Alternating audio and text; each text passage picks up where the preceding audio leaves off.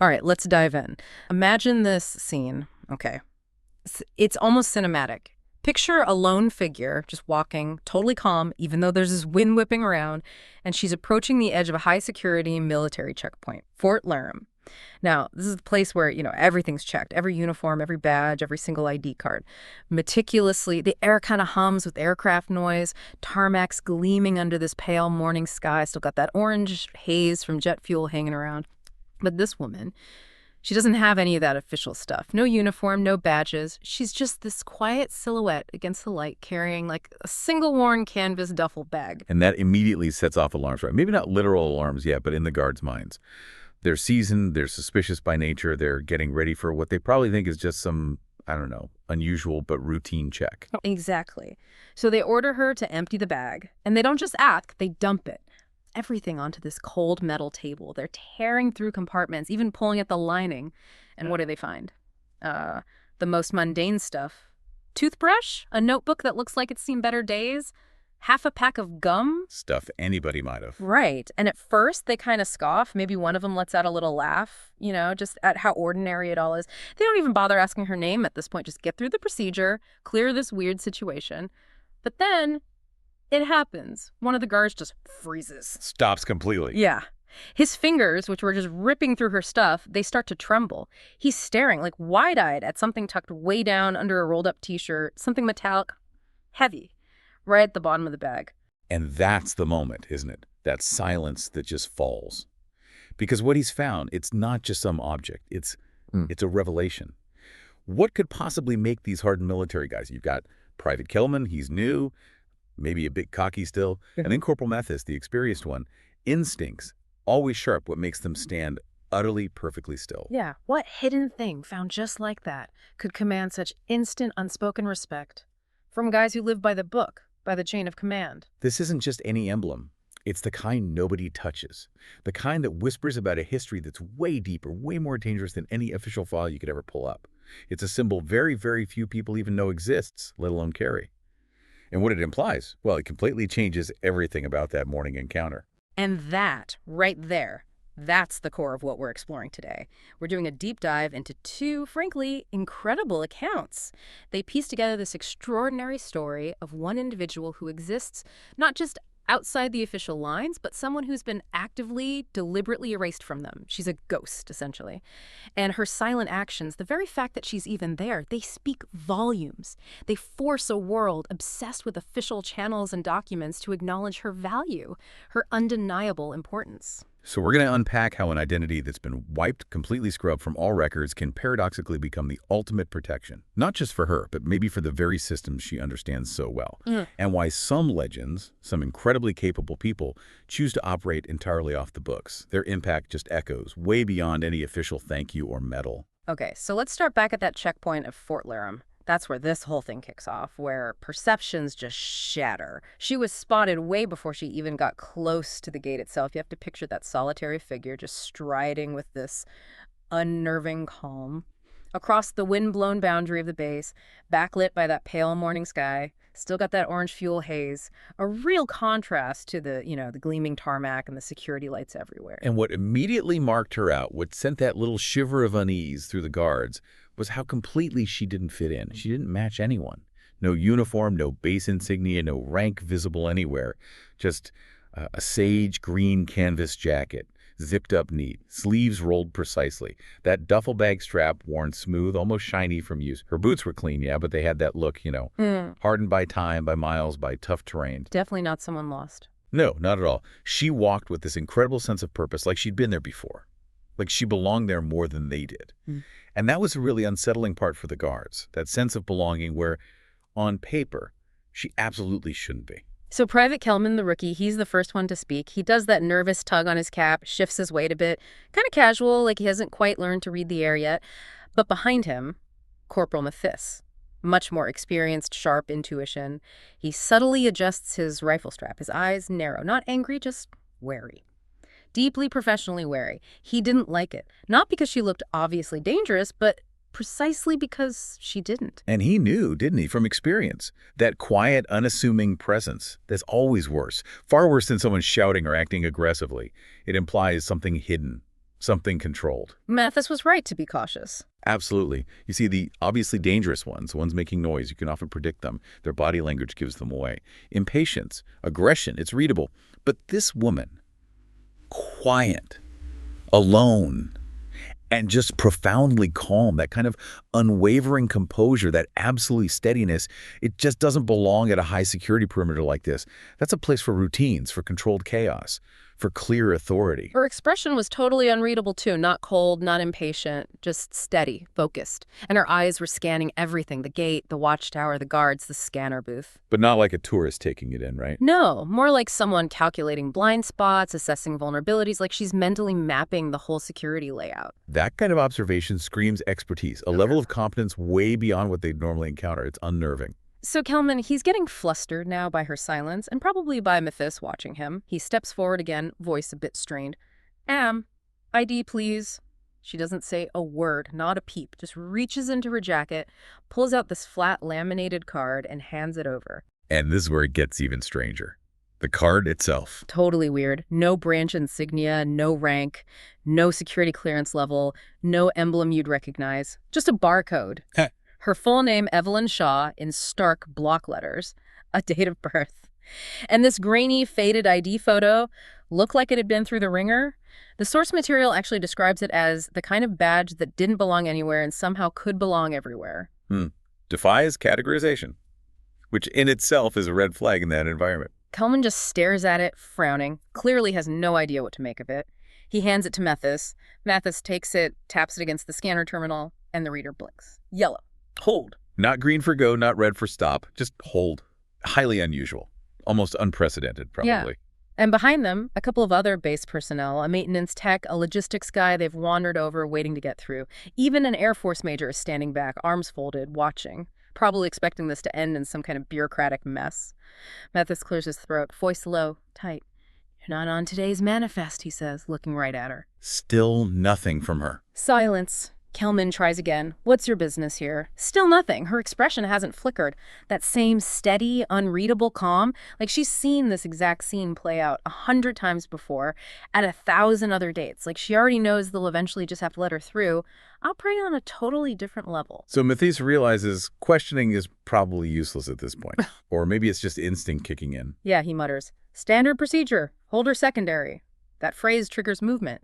An MP nearby turns towards them. Another taps his radio, starting an alert. Kelman, now properly flustered, gestures to the inspection table. That steel slab next to the barrier. Ma'am, please place your bag here. And her movement is deliberate, right? Slow, calm. Completely. No rush, no hesitation. She steps over the red, no crossing line like she doesn't even see it. Quiet authority. Unshoulders the duffel, one fluid motion, places it on the steel slab. Gently. Precise, like someone totally used to being watched, scrutinized. The bag lands softly. It looks compact, neat, nothing obviously suspicious. Almost. Boringly normal. And that's it again, isn't it? That too ordinary feel. It's unsettling because the situation is anything but ordinary. Kelman pauses before unzipping it. Looks up at her one last time, maybe waiting for a protest, an explanation. Nothing. He opens it. Inside. Exactly what you'd expect a soldier might carry. Rolled dermal shirt, folded socks, toothbrush, half-used gum, that field notebook with no markings, a pen, gloves, spare undershirt, plain cap. But the way it's packed, that mechanical precision, that obsessive neatness, it suggests a level of discipline far beyond typical, almost surgical. He starts taking things out, laying them beside the bag, piece by piece. Toothbrush rolls a bit, gum pack flutters, and then a soft clink. Not loud, just heavy, metallic, from the bottom. Ah, the sound that doesn't belong, the weight that hints at something more. Kelman pauses. His gaze fixes on something buried under that rolled thermal shirt. He reaches in and pulls out a small leather case. Dark, cracked with age, looks handmade, ancient, bound with a thin suede strap. What's this? He asks again. Voice sounds genuinely confused now. She still doesn't answer. He opens it. And in that instant, the whole atmosphere at the checkpoint just shifts. Everything changes. Inside is a silver emblem. Not shiny, not new, worn at the edges, darkened in the creases, but unmistakable. A symbol very, very few have ever seen. A relic, triangular crest, 3 stars, and a faint code at the bottom, 4 letters, 2 numbers. Almost faded away. Later confirmed this was the Ghost Recon insignia, a wolf silhouette fading into fog. The symbol of a unit officially disbanded. Buried. forgotten. And that's the absolute key. This symbol was not supposed to exist. Not anymore. Not here. Not anywhere in an active registry. It belonged to the division that was dissolved, classified, buried deep in cold files decades ago. Its existence was just too politically messy to acknowledge. Ghost Recon specifically was officially disbanded after that classified op went bad in Kandahar 2012. The one where they listed everyone KIA. Exactly. Total deniability. A clean slate for a mission that officially never happened. But we know now a few survived, like Evelyn, and they chose to disappear rather than face the political fallout of a mission that didn't exist on paper. For most, this emblem is pure legend, a whisper.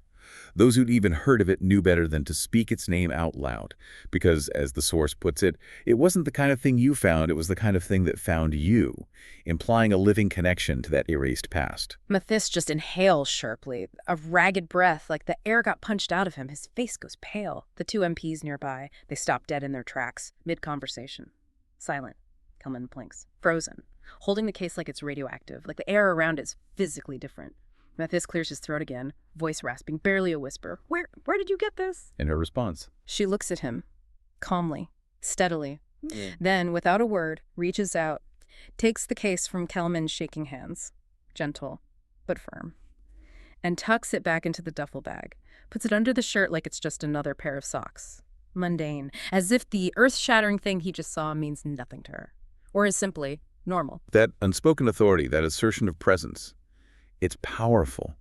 And it's not unique to this moment, is it? It connects to the other account. Colonel Ramsey at Northwell Base. Right. He's just walking by a checkpoint there heading to a briefing, and he happens to see it, that same Ghost Recon patch lying on an inspection table. And his reaction is immediate, visceral. Blood runs cold. He stops, steps forward, eyes locked on this emblem he hasn't seen over a decade. He leans in, whispers to the confused guards, "Stand down. Do not touch anything else." That's Ghost Recon. Wow. Not just recognition, but like reverence. Profound reverence for an erased history. A silent command that just bypasses all official protocol. It speaks to a deeper understanding of power sacrifice. Back for Laram, no orders were given by Evelyn, no rank acknowledged. But everyone knew. Whatever just happened wasn't routine, wasn't protocol. It was something else. The nearest MP actually lowers his head slightly. A silent deference. The gate light, stuck on yellow, blinks green. The logistics guy steps back, eyes wide. The Air Force major straightens to attention. Word starts spreading like wildfire, doesn't it? Not officially, but whispers. Saw meth as white as a sheet. Heard the word deactivated. Swore the emblem looked like old strategic recon. The weight of a forgotten history just landed right there on that checkpoint table, asserted itself. She zips the bag closed. Sound cuts through the silence, slides it over her shoulder, same fluid motion, and walks through the checkpoint.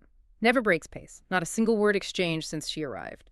But nothing at that perimeter was ever going to be quite the same again. A quiet, undeniable assertion of authority that left everyone reeling. So after that kind of entrance, almost mythological, the big question is obvious. Who is she? Our sources tell us her name is Evelyn Shaw, 42 years old. Seems ordinary, but that name carries this immense, invisible legacy. Absolutely. Evelyn Shaw isn't just a name. It's like a living archive of black ops. She had call signs, too, known in the deepest circles. Shadow 9 from her Ghost Recon days. That name still commands respect. And an older one, almost forgotten, Wraith, which interestingly the Night Eagle AI later recognizes, confirms a past so secret it became legend. These names whisper of a history that official records were designed to erase. And her background is just as extraordinary. Former Special Forces technician, name systematically erased from official records for reasons that are hard to fathom. Official status, deceased, just wiped clean. And that erasure is crucial. The Ghost Recon unit, other classified divisions, disbanded after ops went bad, specifically that 2012 Kandahar ambush. It wasn't just a mistake. It was a political nightmare needing extreme measures. Listing everyone KIA was the solution. But the survivors, like Evelyn, were in an impossible spot. They chose to disappear rather than face the fallout. As she herself tells Colonel Ramsey later starkly, Ghost Recon doesn't exist, I don't exist. This forced anonymity, living in the space between official existence and complete anonymity, shows the sacrifice, giving up their identity for missions that could never be acknowledged. It raises that uncomfortable truth about black ops, doesn't it? Deniability extends to human lives. What happens when a ghost like Evelyn decides to reappear outside all protocols? Exactly. And beyond her vanished identity, there's her unmatched expertise. Her movements inside Fort Laram, it was like she knew the maze instinctively. Razor wire, concrete corridors, bustling hangars. She didn't need a map. Her stride never faltered, moved with this silent gravitational presence. People noticed. Conversations stopped mid-sentence. She knew where she was going. And why? It wasn't just instinct, though, was it? It was deep technical knowledge. Oh, absolutely. She was way more than just an operator. She was a signal intelligence specialist. She designed the foundational counterjamming protocols bases still used today. Decades later. These aren't minor tweaks. They're fundamental systems. Critical security. Plus, one of only 3 pilots ever certified for the highly classified Project Night Eagle. Her knowing the base, knowing to ask for Commander Hanley by name in Hangar 4, it all points to this intimate knowledge of systems personnel. Hanley later found her file buried under 6-level encryption cold storage, extreme lengths to erase her. And the tech officer at Northwell later confirms it, right? Says her handwriting matches. She was the signal intelligence specialist who designed the counterjamming protocols we still use today. It's like the architect walking into a building and knowing every pipe because they put it there themselves. Incredible. Which brings us to why. Why does a ghost come back? She wasn't at Fort Laram for an audit, whatever the official story might have been. Her real mission was critical, urgent. Range control picked up a burst transmission at every 317 hours, untraceable, low power, bounced off the stratosphere, super sophisticated. It contained a single line of cipher, a code she hadn't heard since. Copenhagen. And Copenhagen wasn't just a place. It was code for an off-book hostage extraction, so sensitive it was scrubbed from NATO history. Gone. The message decoded to NE7E, Night Eagle 7 Echo, a specific high-level activation code. Basically means in play, verify beacon, prepare hangar. Highest alert.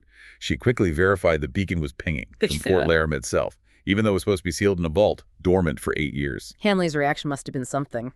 Face blanched, according to the report, whispered, "Christ." Evelyn stated it flatly. Someone broke the seal. And if they had the beacon, they were close to having the whole platform. The implications are staggering. An asset thought dismantled is being reactivated by hostiles, and Evelyn's the only one who truly gets it. That platform being Project Night Eagle, this prototype stealth UAV, capable of autonomous hypersonic strike. Officially canceled, dismantled years ago, too dangerous, too expensive, whatever the reason. But rumors persisted. Pieces stored in scattered lost depots. The beacon reactivating meant assembly was happening by rogue hands. Someone wanted to weaponize this thing. Evelyn confirmed it with terrifying precision. Gave Hanley a flash drive, telemetry, her decode, probable assembly sites. Even noted the main component likely moved by rail disguised as scrap metal to an off-grid silo nearby. Her knowledge wasn't theoretical, it was immediate, operational, accurate. And when Hanley asked why bring this to him, she revealed the critical, terrifying truth. Night Eagle required a human fail-safe pilot to authorize live ordnance. It wasn't just a drone. It had a final human trigger. And there were only 3 certified pilots. Only 3 of us were certified, she said. 2 dead. Leaves me. Hanley's incredulous, right? So you walked in here hoping we just hand you the keys, her reply. Flat, powerful, cut right through his disbelief. I walked in because someone already has the keys. I need the last piece, the command module. It's here. Statement of fact, not a request. The enemy was already inside the wire. Wow. The ethical paradox there. A deniable system needing a human failsafe, and that human is the ultimate ghost herself. It's incredible. But the threat wasn't just Fort Laram. Her earlier appearance at Northwell Base, that second account, revealed another angle. Deliberate sabotage. Colonel Ramsey had found a backdoor signal, messing with their training drones. First thought, equipment failure, glitch. But Evelyn knew better. Yeah. That logbook, the guards dismissed as technical notes, alongside her soldering iron and optic calibrator. It was filled with encrypted notes, sensitive radio frequencies, detailed drone interference patterns. Ramsey reviewed it, immediately saw it. Matches the anomalies we've been chasing for 3 months. Anomalies that stumped his best engineers. Evelyn calmly explained. Whoever's doing this knows Ghost Recon systems. They're using her unit's classified techniques against them. A profound betrayal, using secret knowledge from within. Exactly. It highlights that critical vulnerability. Build a deniable system, and its invisibility becomes its weakness if compromised. And here's the real kicker, right? The personal twist. The vulnerabilities being exploited. They stemmed from incomplete solutions in her own original Ghost Recon work. Yes. Someone who understood those systems intimately was using her past work against the present. She told Ramsey her suspicion, chillingly. I hoped I was the only one, but the signature patterns, they look familiar. Yeah. It wasn't a guess. It was the dawning horror that another survivor from her unit, another ghost, had gone rogue, weaponizing their shared secrets. A nightmare scenario nobody had even considered. A formidable, untraceable enemy using their own tactics. Ramsey, being a veteran, got it instantly. Compromised intel at the highest levels, or a rogue ghost. Either way, catastrophic. So threats identified, Evelyn Shaw doesn't wait, she acts. Inside these high-security bases. At Fort Laramie, it kicks off almost immediately after her arrival. Alarms erupt. Unauthorized runway incursion. 3 unmarked trucks smash through the South Service Gate barriers, heading straight for Auxiliary Hangar B, where decommissioned systems are stored. They want the command module, and they're not being subtle about it. Guards scrambling, shots fired, someone goes down on the security feed. Immediate danger. Commander Hanley's watching this unfold on the monitors, horror growing. He asks her, how do you know? Like, how did she predict this? Her reply is just pure Evelyn. Simple, powerful, zero fear. Because I would. Profound self-awareness. Before Hanley can process, he tosses her a sidearm from a locker. She catches it, racks the slide. Muscle memory from before half the base techs were born, then she's moving. Vaults a railing, drops 10 feet to a platform, sprints along a wing spar, drops again to the hangar floor, weaving through startled mechanics. Gone. Out the blast doors into the chaos. Not towards the main fight, though. Strategically, she heads for parked Humvees. Right. Hot wires 1 in seconds. Engine roars. Drifts it out a side gate before the already engaged MPs can react. Chaos on the comms, orders conflicting. She floors it down the service road. Duffel bag rattling beside her. Inside that bag, remember, the weapon nobody found. Collapsible composite rifle, EMP, micro rounds. Closes on the intruder trucks. Calculating angles, spacing, tower positions, response times, which are way too slow. Overtakes the last truck. And then engages. Men in black fatigues on the flatbed start firing. She rams the truck's rear corner. Metal screams. It fishtails. Flips onto its side. Sparks, dust, chaos. Her Humvee swerves, recovers instantly. Second truck brakes. Mercenaries jump off, firing. Her windshield spiders. She ducks, skids the Humvee behind a berm for cover, grabs her rifle components, snaps them together, surgical speed, rolls into a ditch, crawls up the embankment. Calm pulse, tunnel vision. Exhales, squeezes the trigger. EMP round cracks. Invisible. Hits the second truck's engine block. Blue sparks. Electronics die with a whine. Truck halts. Gunmen yelling, confused, firing blind. Second EMP shot hits their weapons transformer. Smart scopes die. Rifles go dumb. Useless. Panic sets in. She advances. Silent, deadly. Taking out tires, ducking fire like smoke. 2 gunmen drop weapons. Hands up. Surrender. This isn't just shooting. It's tactical tech warfare. But the lead truck is still going, barreling towards Hangar B. Desperate. Evelyn sprints back to her Humvee, engine sputtering but running. Floors it again, closes the distance 150 meters, 120, 80, yanks her sidearm, leans out, fires 1 shot. Rear tire shreds, truck swerves violently, crashes through a fence, slams into steel drums, stops against the Hauer wall, mangled. She brakes, steps out, weapon drawn. Driver bursts out, coughing, raising his rifle. She shoots. First round hits his shoulder plate, rifle clatters away. He reaches for something else small, black. A failsafe detonator. She fires again. Second round hits his torso. He drops the detonator. She kicks it clear, cuffs him with a zip tie from her pocket. Preternaturally fast. Sirens converge. Security swarms. Medics run. Hanley's team arrives, shouting orders. She ignores it all. Hanley arrives, sees the wreckage, relief and alarm battling on his face. The command module crate is there, in the truck bed, unopened. Miraculous, an impossible feat by someone who doesn't exist. Later, in a secured hangar, MPs everywhere now, Hanley puts the crate on a workbench. Evelyn approaches calmly, unlocks it. Precise code. Only she and 2 dead pilots knew it. Designed to be inaccessible to anyone else. Inside, the iridium-bonded flight control ring of Night Eagle shimmered. Dull gray relic. She lays her Ghost Recon emblem beside it. Click. Magnetic latch engages. Verifies biometrics stored in the crest. Green light confirms authorization. Hanley exhales this deep, shuddering breath. They'll never stop coming for this, he mutters. The threat is real, ongoing. Her reply, calm, resolute. Then we don't wait. Quiet, precise culmination of skill and instinct, demanding action where bureaucracy would just stall. Meanwhile, back at Northwell Base, Colonel Ramsey gets it, understands the gravity of the drone sabotage. He asks her what she needs, knowing she's off book. Her conditions, simple, direct. 48 hours access to drone control systems. Small team of techs who follow instructions without questions. No demands for status, recognition, just the tools and silence. Over the next 2 days, she works with 3 trusted techs Ramsey picked. She moves through the drone systems like she owns them. Because, well, she practically designed them. Lieutenant Graham, young tech, initially skeptical, whispers to Ramsey, "Sir, really, expired visitor pass, no clearance."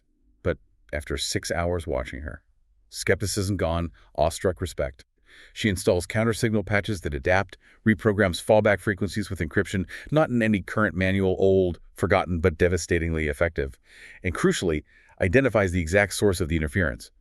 Pinpoints who's behind it. Graham later tells Ramsey, "Sir, she's not just fixing it, she built half of it. The core architecture. It's all her design. We're running on her legacy." Wow. Working in the shadows, building the foundations others rely on. And her work pays off. Dramatically. Third day, routine training mission. 3 drones lose GPS simultaneously. Critical failure. Normally, they crash. But Evelyn's new protocols, those silent patches, engage automatically, maintain stable flight, rewrote signals via her secret frequencies, manual control reestablished. Without her. $50 million in equipment lost. Potential injuries on the ground. Irrefutable proof of her quiet power. That evening, Ramsey, Mr. Protocol himself, does something totally unexpected. Calls a base security briefing, all senior officers. Rare gathering. Reveals the unvarnished truth. 3 days ago, near catastrophe. Not equipment failure. Deliberate sabotage, using techniques designed to exploit us. He gestures to Evelyn, standing quietly at the back. A major challenges him on her credentials. "Sir, Ghost Recon was disbanded. How do we verify, justify her presence?" Ramsey doesn't hesitate. Pulls out a classified folder. Not just any folder. A testament. "Because I was there," he says, voice ringing with personal conviction. "When her unit saved 47 soldiers during the Kandahar ambush, I was one of those soldiers." The room must have gone absolutely silent. Completely. The weight of that statement, connecting a ghost to a living hero. Palpable. He continues, "Shadow 9 didn't just design our systems. She risked her life keeping them operational under fire while her unit covered an evac. Her existence saved our lives then. It saved our assets now." Then he turns directly to Evelyn. In front of everyone, defies all regs, salutes her. "Ma'am," voice thick with emotion, "it's an honor to finally thank you properly." But Evelyn's response is typical Evelyn, right? Surprising. Totally. "Colonel," she says, calm but firm, "I didn't come back for thanks. I came back because I recognized the attack pattern. Someone else from my unit is responsible for these intrusions." Whispers erupt. A rogue ghost. Nightmare scenario. Her statement confirms her suspicion about those familiar patterns. An inside job. A betrayal. Her motivation. Simple. Profound. "I just didn't want another unit erased the way mine was. Preventing another loss. Another forgotten heroism." It deepens that paradox, doesn't it? Fighting to protect the very systems and people who officially disavowed her. Ramsey, man of action, offers her a permanent consultant role. Full clearance restored. "Help us stay ahead," he urges, recognizing her unique value.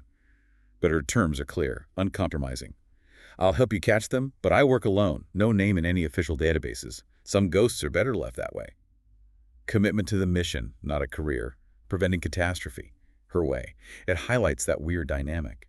Sometimes the most effective assets are the ones outside the official structure, free to act. So her actions aren't just about recovery or fixing things, it's about unsanctioned excellence, ghosting the impossible. Hanley knew they'd keep coming for Night Eagle. We'll never stop them. Her response. Chillingly certain, then we don't wait. She's going to take Night Eagle back up. No claimants, no fanfare, threats too immediate for protocol. Before launch, she's reviewing parameters from her notebook. Projected assembly point of the hostile drone, strike radius, civilian corridors to avoid. No simulation, no co-pilot, solo mission. Precision strike designed by one mind, plans a silent launch. Complete blackout, no transponder. Ground radar looping on a maintenance cycle to hide her departure. While waiting, she's coding furiously. Last-minute tweaks. Hanley offers crew for the ops pit. She declines. Takes only one tech. Ortiz, old-school avionics savant who never asks questions. Rare breed. Understands unspoken instructions. The precision of her prep underscores the gravity. Not just a flight, an act of profound defiance against an unseen enemy and the bureaucracy that would slow her down. A0358 hours, hangar cleared. Ortiz waves last personnel away. She climbs the ladder, straps into Night Eagle's cradle seat. Systems power up. Dark to amber to vintage military green HUD. Legacy code, her patch. Fuel pumps whine. Slides her Ghost Recon emblem into the flight stick slot. Biometric match flashes. Weapon status locked. Night Eagle recognizes its master. Then the AI voice. Archaic, female, calm, dormant for years. Control link verified, pilot signature confirmed. Hello, Wraith. Wow. Hadn't heard that call sign in years. A ghost talking to a ghost. She allows herself a tiny, almost imperceptible smile. Massive bay doors part with a hiss. Runway lights stay dark. Only infrared beacons, known only to her, guide her taxi. Dawn starting to bleed pink on the horizon. Throttles to 90%. Releases brake. Night Eagle rolls. Acceleration steep, impossibly fast. Wheels lift at 180 knots. Barely a whisper. And just like that, without clearance, without call sign, without fanfare, she left Fort Laram airspace. A silent arrow. Carrying that old creed. You don't need permission to correct a mistake you warned them about. Hmm. On the ground, Hanley watches the blip vanish from an unregistered console. Breathes easier than he has in a decade. MPs question truck survivors, command draft statements, but nobody can explain how a civilian badge and a dissolved unit's emblem walked a forgotten pilot into the sky, into a mission that will never be logged. The strategic implication is huge. In complex, networked war, the most effective strike might come from a deniable, untraceable asset. But her story in the air doesn't stop there. After returning from that Night Eagle flight, she goes straight to Hangar E-17. Inside, another impossible sight, a B-2 Spirit bomber, tail number 731. Officially erased from inventory 5 years ago, declared dismantled. Gone, now. Primed. Flight ready. Matte black skin drinking the light. A predator paused. Silent, menacing. This space wasn't supposed to have this kind of hardware, yet there it was. Layers of secrecy. And this connects to that second source again. A figure in a civilian suit enters. Lean, precise, quiet authority. Doesn't ask why she's there. He knows. Explains the mission. You're asking me to ghost it.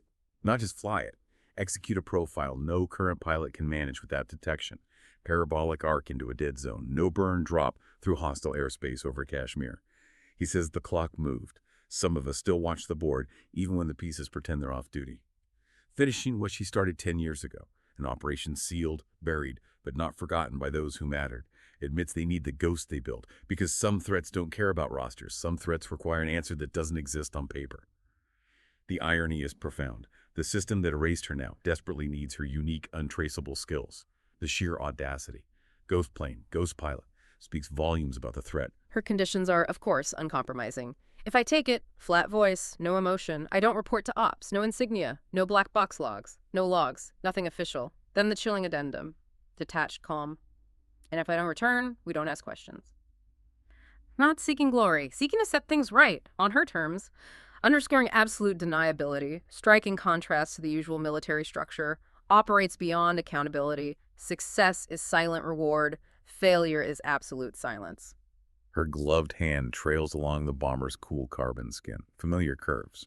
Not from schematics, from flying it before. This exact B-2 almost didn't come home once. She flew it on intuition, instinct, pain when systems failed. The complex machine greets her like a sleeping creature aware of its master. The civilian figure implied they erased her record. Stamped psychological volatility next to valor commendations. Twisted one incident, rewrote her career. But now, tables turned.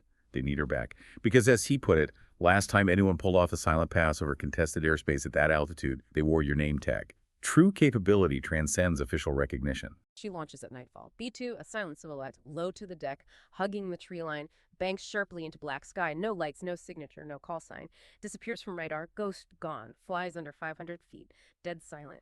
Riding the earth skin, eyes over computers, reading terrain by moonlight. Over the Rockies, ascends sharply, bleeds altitude just as quick. Disables every warning layer, every automated alert, pure memory, precision, risk. 52,000 feet, edge of the atmosphere, kills lights entirely, masks displays, shifts power to analog, cockpit dark. Releases control lock, bomber drops like a stone. Deliberate, precise dive. Holds the yoke gently, adjusts trim, waits, 15 seconds before cross-track. Then impossible dexterity, double correction yaw, starboard pitch, roll left. Maneuvers that would stall anything else. B-2 obeys like an extension of her will. Nadir of the arc, lowest point. Missed by a second into crater, ignites engines just enough to coast level, barely above the ridgeline. Target appears. Tiny, fast, unmarked drone. Flash on thermal overlay. She flies beneath it. Not intercepting, mirroring. Uncanny precision. Two shadows crossing the night. Marks vector, gathers data, pulls away silently. Job wasn't elimination, exposure. Intelligence only deep penetration yields. Behind her, a decommissioned uplink flickers once. Silent pulse, sends the trajectory skyward. Illuminates the rogue drone's path. She exhales. First time in hours. Quiet relief. No debriefs, no celebration. Doesn't key the mic. Turns the bomber west. Home. Silent. Steady. Mission accomplished. No official trace. The B-2 touches down. Near silence. Landing gear folds. Horizon glows copper with impending dawn. Silent judgment. No announcement. No lights. No convoy. No metals. Just the soft sound of tires on concrete. Turbine wind down. Stillness of a base that sent a ghost out and got her back. Not expected. Just done. What no one else could do. She sits motionless in the cockpit long after it stops. Eyes on the panel, nothing left to control. No checklist, no crew, no orders. What she did, the route, the data, can't be logged, can't be summarized. Route didn't exist. Aircraft wasn't assigned. Designation redacted to blankness. Yet every switch, vector, instinct, maneuver. Perfect. The silence of her return is testament to the mission's secrecy. Quiet honor few understand. Hatch hisses open. Cool morning air, tarmac empty, no one greets her, no one approaches. Word spread, though. Not officially. Glances, encrypted chatter tone shifts, quiet absence of denials. Someone never supposed to fly again just did. Twice. Systems green, silent vindication. Descends the ladder slowly. Flight suit, clinging in the wind. No rank, no call sign, no country. Only the faded outline of that hidden emblem on her arm. Symbol unseen for a decade, yet remembered. As she reaches the concrete, a ripple through the ground crew. Hesitation, pause, rhythm broken. None speak, none salute. Just stare. She crosses the tarmac, heading back to the same security gate she entered hours before, where they tore open her bag, laughed at her ID, questioned her purpose, dismissed her. Guards this time, different. Heard the whispers, seen the unexplainable, stand straighter. Uniforms crisp, weapons holstered with care, not arrogance. One reaches for his comm unit, stops himself. Hand hovers. What protocol for someone not in any manifest, yet commanding this respect? Just before she crosses the final threshold, an older, tall figure emerges, behind the blast wall, not rushed, just present. Like time put him there. No insignia on his jacket, no nameplate, but radiates earned command, not given authority. Cap in his left hand, pressed to his thigh. Right hand at his side. They lock eyes. Just a moment. Profound exchange in the quiet dawn. Slowly, he raises his cap. Not to his head. Formal salute. To his chest. A salute not by regulation, not by chain of command, but by something far deeper. Recognition not of rank, but of profound sacrifice. Ultimate unspoken acknowledgement. And for the first time since she arrives, she pauses.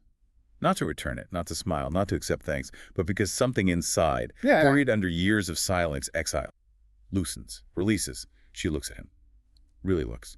Sees it in his face, jaw tension, hand trembling slightly. Not regret, not pity, profound remorse for the system that failed her, for the sacrifices forced upon her. Then she walks past him. Guards don't move. Gate slides open without command. Silent acknowledgement. Steps into the morning wind. Disappears as quietly as she arrived. That interaction, unwritten, undeniable, speaks to the human cost of deniable ops, the silent bonds beyond official recognition.